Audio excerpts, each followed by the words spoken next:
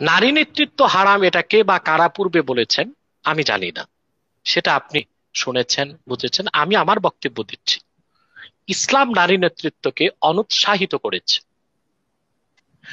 ইসলাম নারী নেতৃত্বের ব্যর্থতার কথা বলেছে। যেমন অনেক হাদিস আছে, আমার আগের লাইভ শো গুলোতে আমি হাদিস খুলে পড়ে বলেছি। বিভিন্ন লাইভ শো দেখবেন আমার আগের গুলো। আল্লাহ রসুল সাল্লাল্লাহু আলাইহি ওয়াসাল্লাম ইরশাদ করেছেন, লা ইউফলিহা কওমুন ওয়াল্লাউ আলাইহিম ইমরা।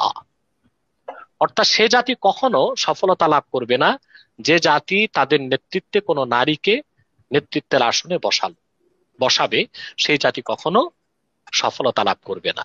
এর মাধ্যমে রাসূল করিম সাল্লাল্লাহু আলাইহি সাল্লাম নারী নেতৃত্বকে নিরুৎসাহিত করেছেন, নারী নেতৃত্বের ব্যর্থতার কথা তুলে ধরেছেন। প্রকৃতপক্ষেই পুরুষ নেতৃত্বে যে সফলতা আসবে, নারী নেতৃত্বে সেই সফলতা আসতে পারে না। কারণ আমি আমার পূর্বের লাইভ শো গুলোতে বলেছি, আপনি সেখানে ব্যাপক ডেসক্রাইবলি জবাব পাবেন।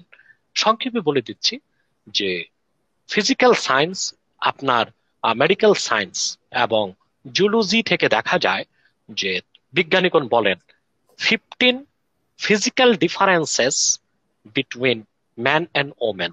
নারী ও পুরুষের মধ্যে দৈহিক পার্থক্য আছে 15টি, সাইকোলজিক্যাল পার্থক্য আছে 10টি। এভাবে নারী ও পুরুষের মধ্যে 30টির অধিক পার্থক্য আছে। সেখানে পুরুষ যা পারবে নারী কখনোই তা পারবে না। হতে পারে ব্যতিক্রম ধর্মী কিছু নারী যাদের আইকিউ বা ইন্টেলিজেন্ট কোয়েশ্চেন বেশি, তাদের বিষয়টা ভিন্ন। কিন্তু বিধান তো হয় সামগ্রিক বিষয়ের উপর, বিধান কিছু কিছুর উপর হয় না, সামষ্টিক সামগ্রিক বিষয়ের উপর বিধান হয়। তো এই জন্য ইসলাম নারী নেতৃত্বকে নিরুৎসাহিত করেছে। আপনি দেখুন, মার্কিন যুক্তরাষ্ট্রের দিকে তাকিয়ে দেখুন। মার্কিন যুক্তরাষ্ট্রে গণতন্ত্রের বয়স হয়েছে 240 বছর, প্রায় পার হয়ে গেছে। আর আমার যতটুকু মনে পড়ছে বর্তমান প্রেসিডেন্ট 46তম।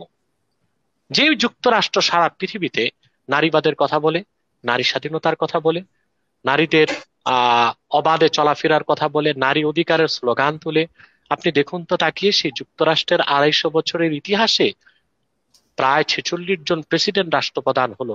কোন একজন নারীকে তারা কেন রাষ্ট্রপ্রধান কেন বানালো না? তার জবাবটি খুঁজেছেন কোনোদিন? তার কারণ যুক্তরাষ্ট্র এই পৃথিবীর নেতৃত্ব কর্তৃত্বের ক্ষেত্রে স্বীকার না করলেও ইসলামের রাষ্ট্র ব্যবস্থাকে অনুসরণ করে। আল্লাহর হাবিব মোহাম্মদ সাল্লাল্লাহু আলাইহি সাল্লাম 1500 বছর আগে যে রাজনৈতিক আদর্শ রেখে গিয়েছেন, সেটার অনুসরণ করে বলেই তারা তাদের দেশে নারী নেতৃত্বর কথা বললেও কোনো নারীকে প্রেসিডেন্ট বানায়নি। আর সেজন্যই তারা বিশ্বকে সফলভাবে নেতৃত্ব দিয়ে যাচ্ছে।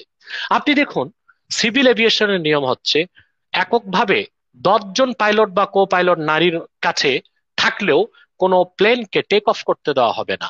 অন্তত 1 2 জন পুরুষ পাইলট, কো পাইলট বা ক্যাপ্টেন থাকতেই হবে। কেন?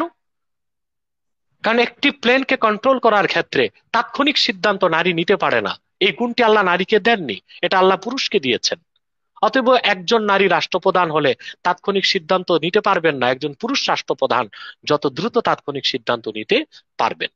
তৃতীয় আরেকটি মজার বিষয় হচ্ছে যে আপনার মেডিকেল সায়েন্স বলে যে একজন প্রাপ্তবয়স্ক পুরুষের মাথায় মস্তিষ্কের পরিমাণ হচ্ছে 60 গ্রাম, অর্থাৎ প্রায় 15 তোলার কাছাকাছি। অপরদিকে একজন নারীর মাথায় হচ্ছে 40 গ্রাম, অর্থাৎ 20 গ্রামই কম, অর্থাৎ প্রায় 10 তোলা। সেখানে পুরুষ ও নারীর আইকিউ, বুদ্ধিমত্তা, প্রজ্ঞায় যথেষ্ট পার্থক্য আছে। সেজন্য নেতৃত্বের ক্ষেত্রে ইসলাম পুরুষকে অগ্রাধিকার দিয়েছে আর নারী নেতৃত্বকে নিরুৎসাহিত করেছে।